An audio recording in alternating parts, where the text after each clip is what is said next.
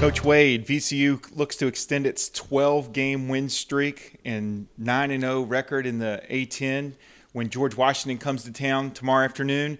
Talk a little bit about what we can expect from Coach Mike Longeren's team. Well, they're big, they're physical, they have big bodies everywhere. They're 6'6" at the 2, 6'8" the 3, 6'9", 6'10" across the 4 and the 5. So they got big physical bodies. They do a tremendous job rebounding. They do a tremendous job drawing fouls. So we got to do a good job of holding our own on the glass. We got to do a good job of guarding them without fouling them. You know, the more offensive rebounds they get, the more fouls that creates, the extra possessions that creates. So we need to do a good job with our first shot defense and limiting them to one and done. I like our chances if we can limit them and really corral the ball off the backboard after their first shot. Great. And you talked a little bit about the free throws. They're actually making about 19 free throws a game. They've actually made more free throws than their opponents have shot. Outside of doing better on the offensive rebounding, what are some things that we can do to try to prevent them from getting almost 20 points a game from the line? Well, we got to be able to contest their drives and show our hands. I do think they're a little bit bigger than we are, but we do have a quickness advantage. So if we can keep them out of the paint and really contest their drive, show our hands, use our quickness, and force them to shoot over us, force them to shoot runners over us, force them to shoot pull-ups over us.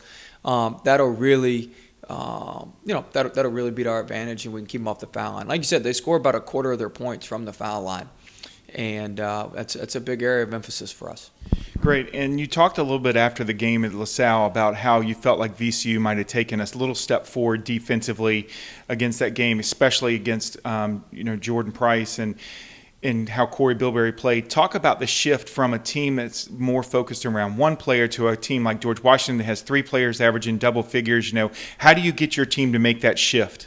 Well, we've got to have more guys join. We've got Corey guarding pretty well right now. We've had Doug guarding pretty well for a while. We need Jaquan to guard the ball well, Johnny to guard the ball well. We need our bigs to be able to get down there in front and knock back and not allow easy post entry. So we've got to be, we got to be aware of that. We got to have more guys. When you got more weapons, you've got to have more defensive weapons. At LaSalle, we just needed probably 1 or 2 defensive weapons, and we've been fine. We're going to need 3 or 4 now. We need to be, a Swiss Army knife here. So we've got to have more guys who want to step up and guard some of their guys and be physical and block those guys out.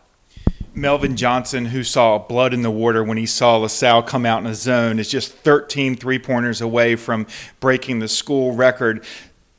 George Washington likes to play a little zone. Do you think they're going to be a little less hesitant to come out in those zones when you got such a prolific shooter like Melvin Johnson? Yeah, they play a little 2-3, play a little 1-3-1. We're pretty good against zones. You got to know what you're doing if you're going to zone us. Our zone numbers are top 10 in the country in terms of efficiencies and some of that. So, having Melvin helps. We shoot the ball well. We're able to get it to the middle of the zone. Tillman finishes well against zone. So we've got some good lineups in there when teams play zone against us. But yeah, you've got to account for him. When you've got to account for one person in the zone, it kind of defeats the purpose of playing a zone a lot of times because it leaves big gaps as you're chasing him all over the place. And we like to keep him stretched in the corners, and it really, really extends your zone and makes your zone go a lot of places that you don't necessarily want it to go. So he's a zone buster. He's a really good weapon to have against the zone, and we'll see what George Washington does. Their MO is to play a little 1-3-1. They went to their 1-3-1 early in the game against us here last year,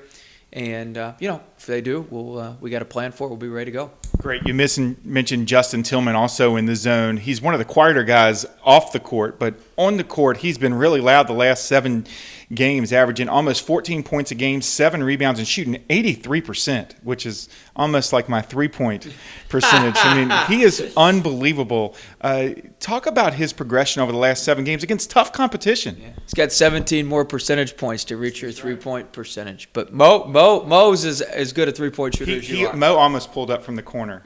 I know you almost got your record. You almost kept your record. So while Melvin's trying to break the all-time three-pointers made, you're trying to hold on to the percentage record there at 1 for 1. But Tillman's been tremendous. He's been great. He prepares the right way. He plays within himself. He takes good shots.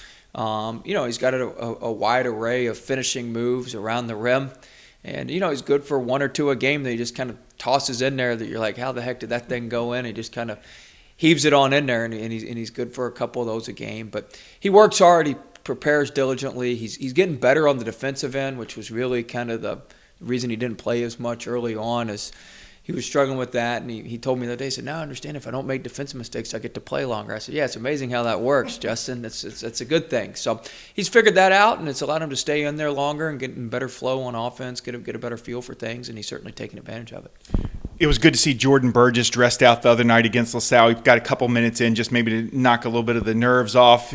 How do you work a guy back in when he's had to sit out 4 weeks like that and try to get him back in the lineup without messing up the flow? Yeah, we're gonna keep everything kind of how it's been in terms of the starters and our rotation. We'll weave him in. He'll certainly help.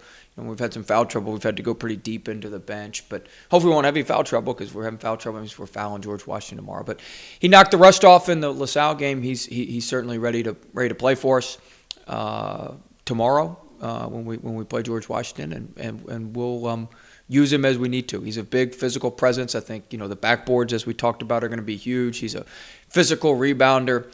He can guard some of those bigger guys and keep them out of the paint and rebound the ball for us. And we're excited to have him back. He's like having a 60-degree wedge in the old golf bag. So you want to have somebody who can help you in different ways, and he'll be able to help us contribute towards our cause tomorrow and for the rest of the season.